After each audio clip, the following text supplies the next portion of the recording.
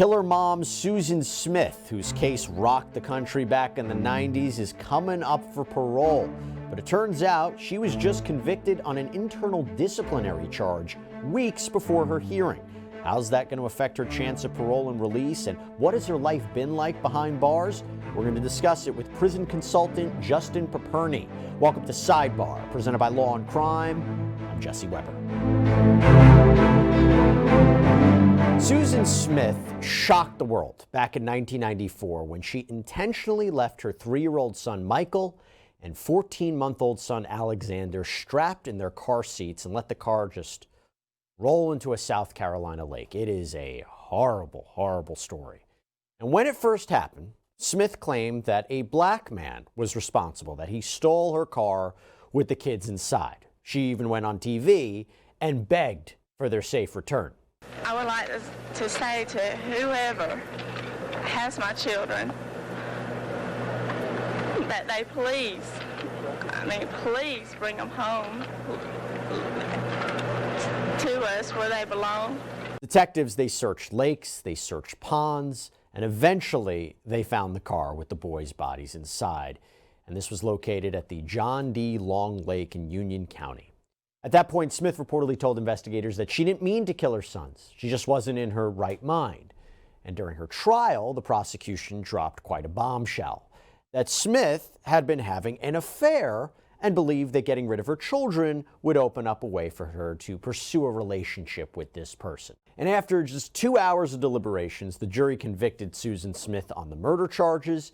The death penalty was on the table, but the jury opted for life in prison with the possibility of parole after 30 years. So now you fast forward 30 years, what's happening? That first parole hearing is approaching. It's scheduled for November 4th. Now, you would think that somebody in Susan Smith's position would be on their best behavior, right? Perhaps the opportunity to be released right around the corner, you would make sure you wouldn't do anything to jeopardize that, right?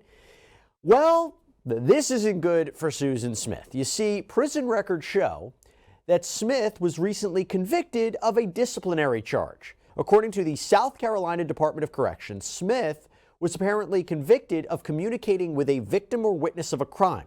She lost her canteen, her tablet, her phone privileges for 90 days. Officials say that Smith had been speaking with a filmmaker over the phone, somebody who was creating a documentary, and giving them contact information for her friends and family of her victims, as well as her former husband, the father of the 2 boys that she killed. So the filmmaker reportedly deposited money in Smith's prison account in exchange for this information. According to the Department of Corrections policy, inmates can't do interviews on the phone or in person. They can only write letters. And records show the offense was committed in August. She was convicted on October 3rd, and her privileges were suspended starting October 4th. Now, to be clear, officials say she is still eligible for parole on November 4th, but again, you got to imagine, likely doesn't help her case. Let's talk about it. I want to bring in prison consultant Justin Paperny to talk more about this. Justin, always good to see you.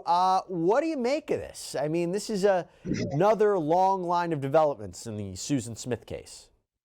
Well, it took 2 hours to convict her. I suspect it will take less than 2 hours for the parole board to deny her release. She knows she's not getting released. Typically, people who want to earn their way home from prison actually make decisions that demonstrate why they're a candidate for an earlier release. They avoid disciplinary infractions. She knew what she was doing was wrong. She wants attention. She wants to live in the limelight for a little while longer as best she can. But if she truly thought she were a candidate, she'd be making fundamentally different decisions, which is why it's a formality. They're going to deny her. Do inmates typically try to do this? They appear in television shows, they appear in documentaries. Is this something that you've seen before?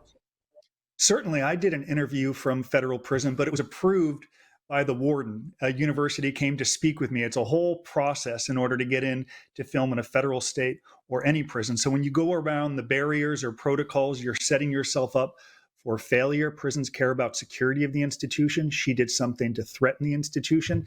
So it speaks to what you can expect victims and others to say at the parole board. If she can't follow the rules in a secured environment, how the hell is she going to behave in a free society with supervision by a probation officer?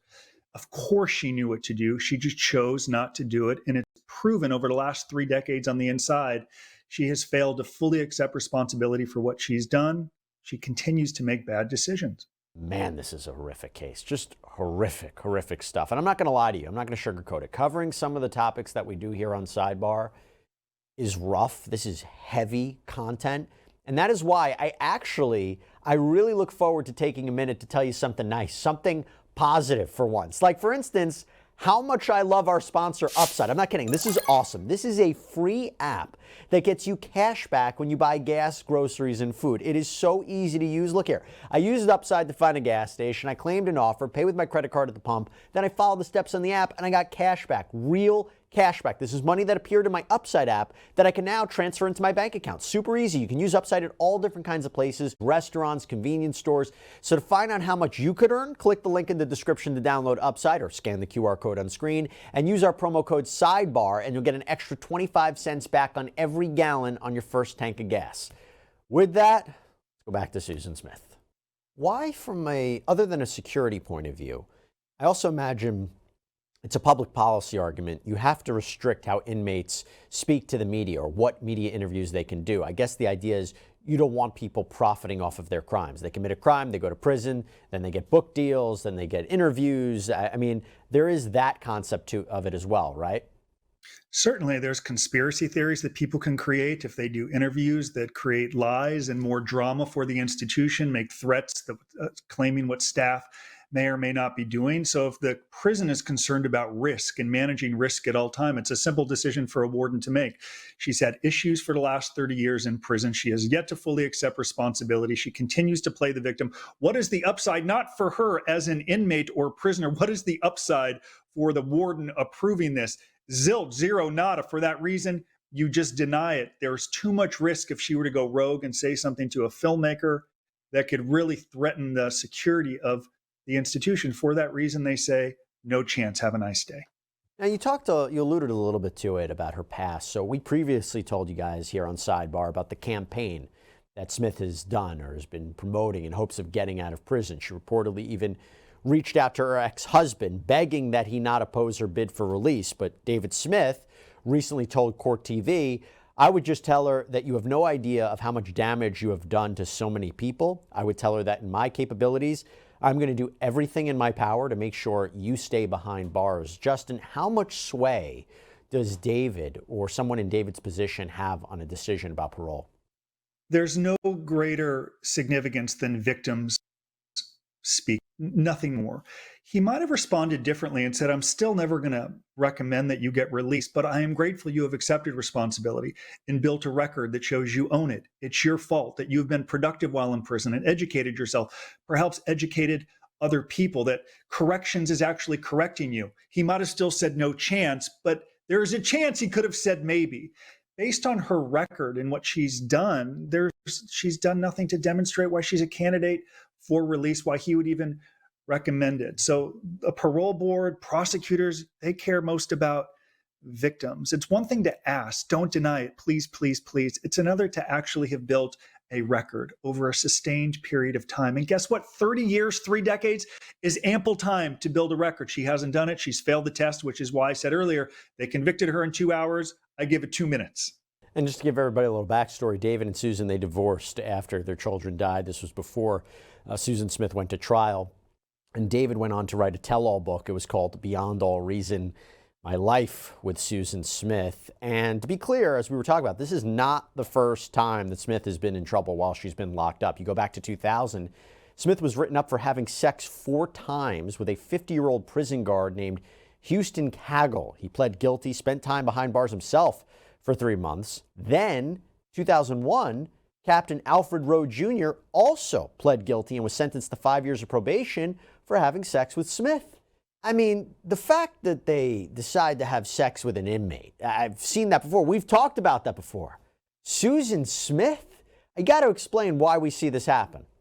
It happens a lot. I think a guard a week in America gets arrested. Many of them have reached out to white-collar advice, and many of them will say the prisoner or inmate manipulated me, they exploited me, I was trying to help them. The reality, when you're living so close to someone 24 hours a day, connections can happen. There can be more commonalities than you think. And then with very little supervision inside of that prison, it is very easy to happen. And the consequences are devastating. I'm surprised in some ways she's not segregated 23 hours a day, kind of like Diddy in lockup, sleeping with staff, trying to reach out to filmmakers, not accepting responsibility, violations. She's lucky she's not in segregation 23 hours a day, totally separated from staff and prisoners. She's kind of a menace to the institution if you look at her record.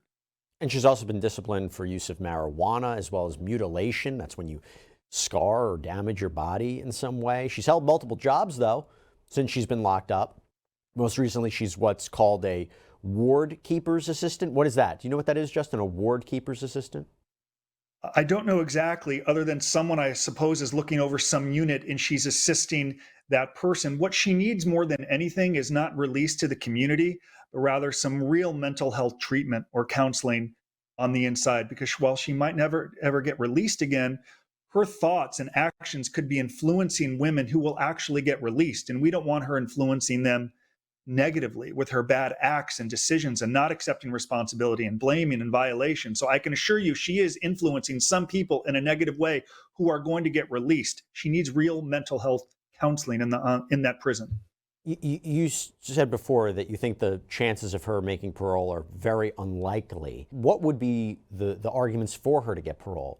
What would be a situation where they actually do grant her parole, despite this record, despite this current disciplinary action? Do you see a scenario where she could be released?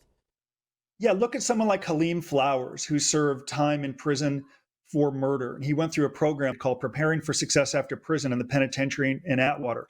And he demonstrated over decades in prison what he had learned, that he identified with victims, how he will never return to a courtroom, programming that he went through. How was it helping him in prison? And when he went back in front of a judge for a resentencing under the First Step Act that Trump passed in 2018, he had a record that he could rely on. He didn't ask. It was a formality that he had earned it because of the record. Had she wanted to truly make herself a candidate for release rather than sleeping with guards, engaging in disciplinary infractions, using drugs, she would have built a disciplined and sustained record like Halim Flowers did over decades on the inside. And there are case studies of people who have been sentenced to life in prison.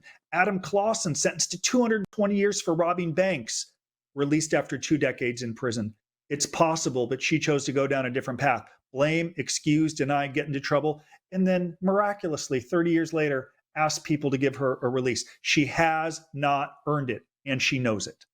And by the way, she has tried to get a new trial before. So talking about on the legal front, she's requested a new trial. We go back to 2010. She sent a handwritten appeal request saying that her attorney didn't adequately represent her during her trial. She claimed that the trial was unfair, that there was prosecutorial misconduct. She claimed that her Miranda rights were violated. She also argued that she was suffering from battered women syndrome. The problem with that, of course, is that defense or that justification for self-defense is usually used in a case of a woman charged with killing her husband or partner, not really killing your children. And by the way, in a letter to the state newspaper in South Carolina in 2015, Smith wrote, "I'm not the monster society thinks I am. I am far from it. I was a good mother and I loved my boys." Now, it's very hard to believe that.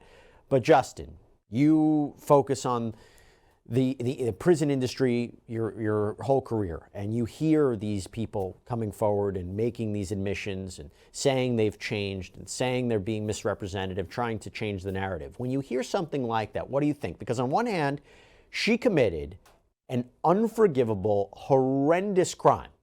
On the other hand, do you think that after some time, particularly time she spends behind bars, we should look at her differently? On the other hand, we could look at her differently if she's earned it. Any defendant watching this, regardless of the crime, all you really need to do to prepare for sentencing in prison is do the exact opposite of everything she has done. To write that you are a good mother when you've murdered your children is delusional. Instead, she should say, "I was a horrific mother. Awful. I killed my children. And on the inside, for the last 30 years, I've been building a record that demonstrates what I've learned, why I would never return to a courtroom, why I've been compliant, getting help with my mental health issues." It is awful, sickening, terrible messaging. And it's the reason she continues to struggle. My partner served 26 years in prison for a nonviolent drug crime. And after convicted in that county jail, he read The Trial of Socrates about accepting responsibility. And here's the message or advice he would give to her: your life will only get better when you can finally say, I alone am responsible for my troubles with the law. I murdered my children. It's no one's fault but my own. And I might not get parole now, but perhaps I can be authentic and do the work over the next 10 or 20 years and demonstrate why I'm a candidate for leniency. Until then, it will never happen, and they're going to bury her underneath that prison. Let's talk about that real quick and end this with this point. It's a process point. She goes in front of the hearing. A, what does that hearing look like, that parole hearing? And B, how quickly did they decide whether or not she gets parole? She'll have an opportunity to present her case. She may have an advocate alongside her presenting the case of why she's a candidate for release. Of course, you'll have victims there discussing why she should never be released to the community. You'll have prosecutors. The parole board will listen. I presume in their mind they've already made the decision no, but probably at some point, 30, 45, 60 days later, they'll issue a formal ruling. But suffice to say, the decision has been made, and it's been made because of the decision she's made since she was convicted of murdering her children. She's done nothing to build a new record. To defendants watching, whether you want a shorter sentence, an earlier release, it only happens if you build a record that shows you're different than the government's version of events. She has proved, if anything, she is no different than their version of events. Yeah, I got to tell you, looking at her past, looking at what just happened, I think there is a serious concern about her being on the outside. She has not helped herself any which way. And moreover, it's hard to find any sympathy for Susan Smith considering what she did. Justin Paperny, thank you so much for coming on. Really good seeing you. Thank you so much for taking the time. Thank you so much.